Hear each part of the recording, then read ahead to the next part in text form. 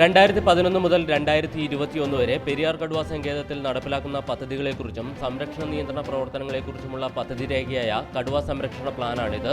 ദേശീയ കടുവ സംരക്ഷണ അതോറിറ്റിയുടെ മാനദണ്ഡങ്ങൾക്ക് അനുസൃതമായി തയ്യാറാക്കിയ പ്ലാനിലാണ് തേക്കടിയിലെയും പരിസര പ്രദേശങ്ങളിലെയും ഹോട്ടലുകൾ, ഹോം സ്റ്റേകൾ, റിസോർട്ടുകൾ, പ്ലാന്റേഷൻ വിസിറ്റിംഗ് തുടങ്ങിയ വിനോദസഞ്ചാര മേഖലയിൽ പ്രവർത്തിക്കുന്ന സ്ഥാപനങ്ങളിൽ നിന്നും സെസ് പിരിക്കാൻ തീരുമാനിച്ചിരിക്കുന്നത്.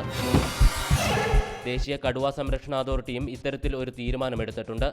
അതോറിറ്റിയുടെ 8ാമത്തെയും 9ാമത്തെയും യോഗത്തിൽ തീരുമാനം പ്രഖ്യാപിക്കുകയും അംഗീകരിക്കുകയും ചെയ്തു.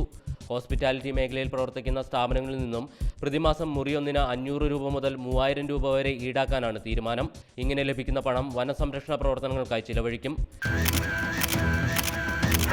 ടൈഗർ റിസർവുകളെ ആശ്രയിച്ചാണ് ഈ മേഖലയിലെ വിനോദസഞ്ചാര പ്രവർത്തനങ്ങൾ എന്നതാണ് സെസ് ഏർപ്പെടുത്താൻ കാരണമായി ചൂണ്ടിക്കാട്ടുന്നത്.